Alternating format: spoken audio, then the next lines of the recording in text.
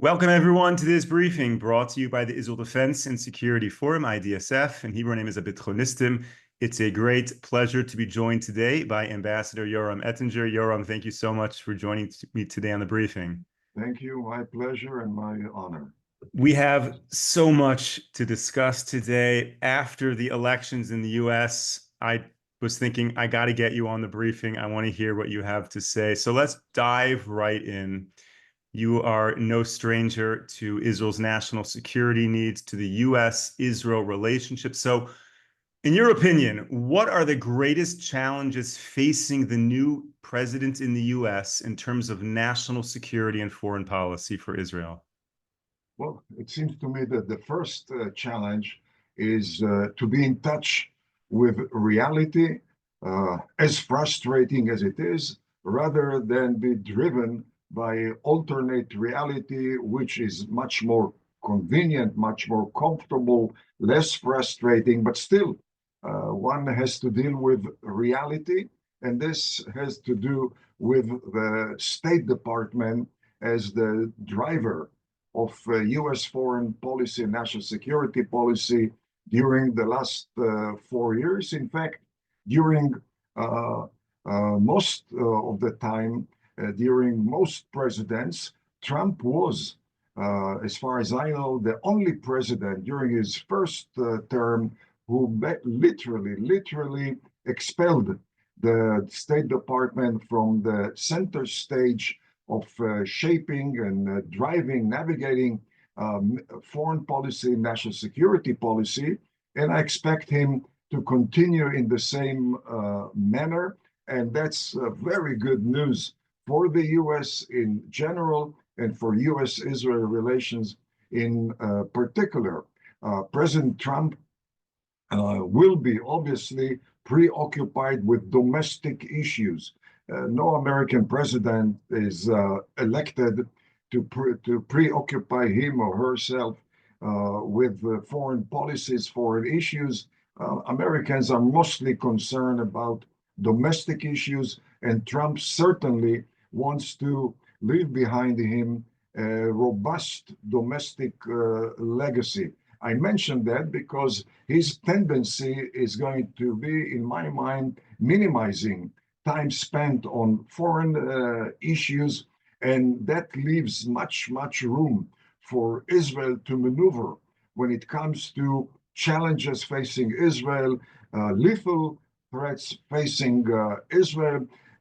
Trump may not be always happy with what Israel does vis-a-vis Hamas, vis-a-vis Hezbollah, vis-a-vis the head of the venomous octopus in Tehran. But in my mind, not only will Trump refrain from involving himself fully in those issues, but I think he would appreciate Israel demonstrating Trumpism in facing such challenges. Namely, Trump does not wait for a green light to strive achieving what he wants. Trump does not act within the box. He's usually an out-of-the-box person.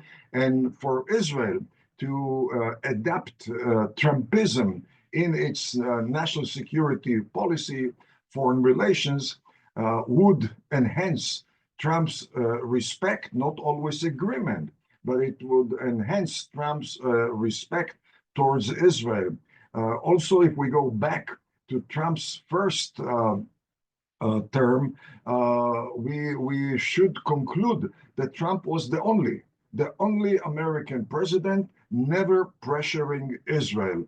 And he did it not only because of his base, but primarily because of his overall track record and background before assuming his first term. And I don't see a reason why he would change his attitude towards Israel this time. Certainly, following this election cycle, which in my mind was in some respect another victory of small town America, rural America over megalopolis America. And as we know, small town America is the bastion of pro-Israel sentiments. And it's not only evangelical, it's also evangelical, but it's mostly the common American away from the megalopolis centers of America.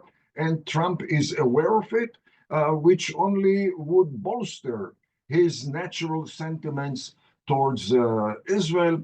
And then comes the issue of Iran. We heard from Trump that his aim is to conclude, to end wars rather than get involved in wars, fight wars. And that's perfectly consistent with reality, because in order to end wars in the Middle East, beyond the Middle East, to end terrorism in the Middle East, beyond the Middle East, you have again to cut off. You have to deal with the head of the venomous octopus in Tehran. That's the source of terrorism in Gaza. That's the main source, I should say. Terrorism in Gaza. That's the main source of terrorism in Lebanon. Also, the Houthis in Yemen, and certainly, the restive atmosphere throughout Latin America, the anti-American sentiments in Latin America, is directly connected to the deep entrenchment of the Ayatollahs and Hezbollah in South America, Central America, all the way to the US-Mexico border, and on US soil itself, where there are scores, possibly hundreds, of Iranian-funded, Iranian-guided sleeper cells awaiting for a green line in Tehran. And therefore, any president who wishes to minimize the numbers of war, to constrain terrorism, you have to deal with the head of that octopus, or head of that snake. And certainly it's in line with the Israeli aim not to end the war in Gaza and Lebanon, but to obliterate terrorism in Gaza and Lebanon, coming to terms with Hezbollah, coming to terms with Hamas. It would be to ignore the lessons of the past, where we came to terms with Hezbollah and Hamas on too many occasions. And that exactly was the path towards October 7, 2023. And the big question is, have we learned anything from October 7, 2023? Or are we determined to repeat the mistakes and conduct another cycle with terrorists? Or we've learned from history by avoiding mistakes, and therefore, rather than negotiate with terrorism, obliterate terrorism. And maybe last and not least, the whole foundation of US-Israel relations, I have no doubt in my mind that Trump, unlike the State Department, recognizes Israel as a major multiplier for US defense, for US economy, a major innovation center for the defense industry in the US, for this commercial technology in the US, for the US armed forces, for the US counterterrorism branches, for the US FBI, domestic security authorities. And therefore, the relations with Israel would be based on appreciation of Israel as a major strategic asset, rather than, as we are considered by the State Department, as a burden in the Middle East. Thank you, Yoram. And I want to thank all of our viewers who are sending in so many questions in the chat and to my phone. And of course, want to clarify that the nature of this discussion is about Israel's national security. So anyone who wants to know the ambassador's opinion on domestic issues in the US, maybe that's for a different briefing, a different podcast, a different time. Yoram, let me ask you a question. Is there a concern in your mind that if President Trump is interested in striking a deal and ending wars, that there will be a push to end things in the Middle East before Israel really has the chance of rooting out all of the terror that surrounds it. Meaning, potentially, you could argue you can't just destroy terrorism in Iran, in Lebanon, in Gaza overnight. And potentially, the timeline that President Trump seeks would not necessarily be realistic with what Israel needs to finish the job. Well, first and foremost, Israel has to act in accordance with its own interest, whether there is a green line or a light or red light coming out of Washington, must be a secondary issue. There is a possibility, and I don't ignore it, that being a traditional, very successful deal maker in the area of real estate business in general in the U.S. Could convince the president that he has to dedicate his time to strike another deal, another agreement, but supposedly a better agreement with Iran. First of all, I'm not sure that is President Trump's attitude. But if it is, it's incumbent upon Israel and its friends in the Middle East, for the sake of American, not only Israeli interests, to introduce to President Trump the track record of the Ayatollahs going back to their toppling of the Shah in February of 1979 until today, a systematic and entrenched track record of anti-American global terrorism, anti-American global drug trafficking, anti-American money laundering, and anti-American proliferation of advanced military systems, collaboration with all the drug cartels in Mexico, Bolivia, Colombia, Ecuador, and Brazil, etc. And anyone, especially business people who study track record of another party and realizing that this is a systematic, hostile, lethal track record, should introduce to the president the reality that the Ayatollahs are not, in fact, have never been a party to negotiation. They must be a target for regime change. Now, obviously, regime change is less comfortable than, regime change is less comfortable than negotiation, but negotiation would only repeat the mistakes of the past. And the major challenge, I believe, of President Trump is restoring America's posture of deterrence. And posture of deterrence is not going to be bolstered if the president would approach the Ayatollahs as potential partners to negotiation. This would send a message to pro-American Arab oil producers in the Middle East, Saudi Arabia, UAE, Bahrain, and certainly Egypt and Jordan, all the way to Morocco, that nothing new in Washington. Another president who, like Obama, decided to attach himself to alternate reality rather than deal with the challenging reality of the Middle East. So yes, I'm concerned, but I'm also very, very encouraged by Trump's track record, by the identity of people who are around President Trump, and by Israel's determination, again, to stick by its national security requirements. And if unfortunately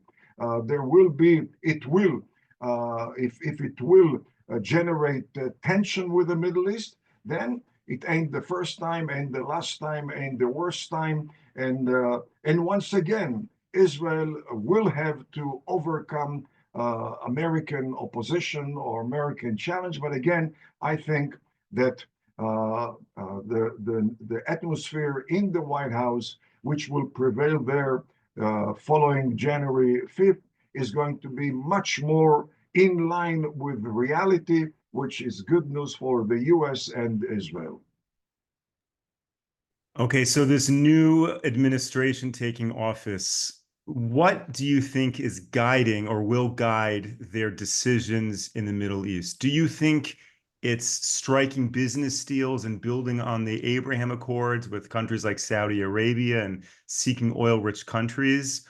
Or is it rooting out terrorism and fighting regimes that run contrary to American democracy? If you had to pick one of those two as being the primary driving force, which would it be?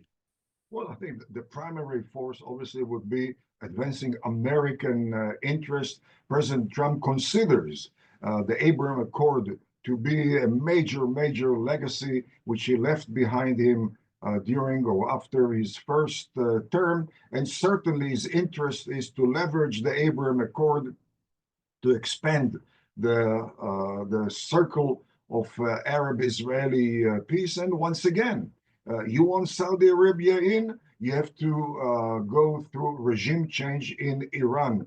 The machete of the Ayatollahs in Iran is literally at the throat of Saudi Arabia. And as long as the machete is there, the Saudis are going to be severely constrained.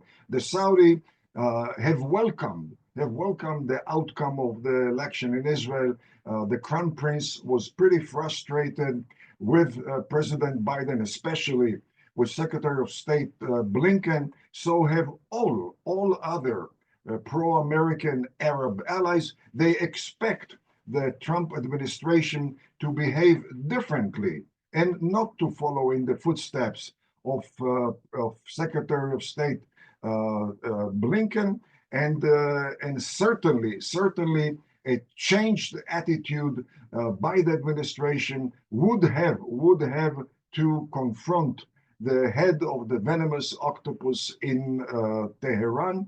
And certainly, if you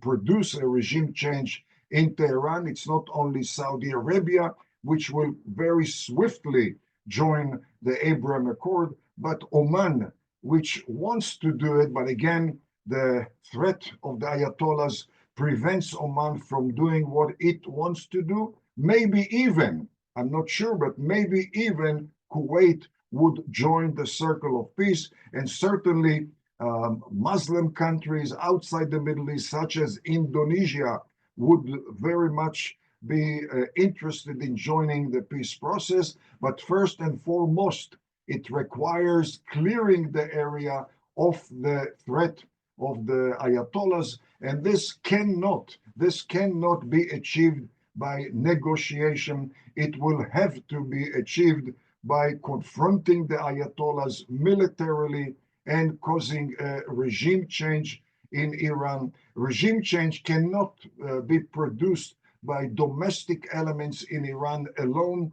Domestic elements, most Iranians are eager for a regime change in Iran, but they cannot do it on their own in the face of such a ruthless, despotic, and relatively powerful regime in Tehran. They yearn for the U.S. to stop allowing them to hang high and dry whenever they dare against the administration. And a regime change policy by the U.S., probably together with Israel, would be very warmly, eagerly welcomed by most Iranians. Let me ask you a slightly different question. The period of time between now and January 20th, do you have any major concerns about what could transpire?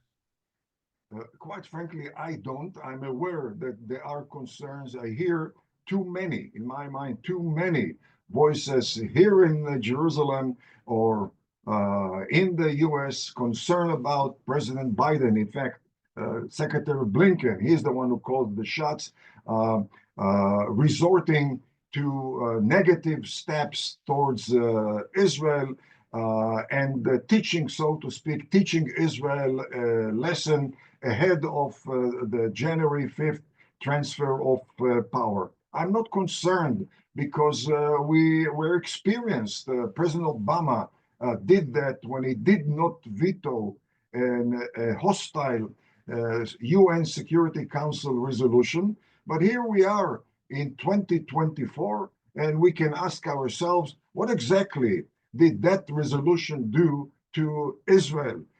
Has it really weakened Israel? Has it injured Israel? No, it caused some very sour feelings in Israel. It caused some eyebrows to be lifted by pro-Israeli elements in the US. But realistically, it did not. It did not leave any dent in Israel's national security, in Israel's postures in the US or around the world. And I don't expect anything different this time. I certainly don't think that the president himself is going to be engaged in that. I wouldn't be surprised if Secretary Blinken would pull out of his inventory some initiatives to prove to Israel that he can undermine our position if he wants. But again, he is severely constrained by reality.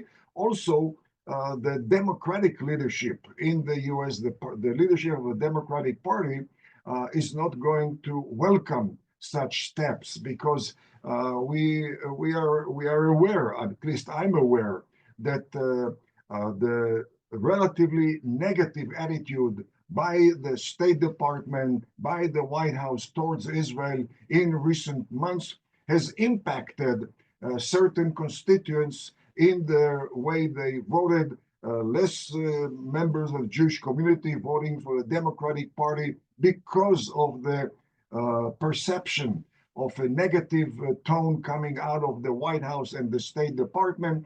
And the leadership of the Democratic Party is aware that the next cycle is around the corner. In 2 years, we're going to have another cycle. The Democrats are eager to restore their majority in the Senate. They want to restore the majority or to gain majority in the House. And negative steps towards Israel, vindictive steps towards Israel during this period of time of the next almost 2 months is not going to endear the Democratic Party to its supporters in certain sectors of the American population.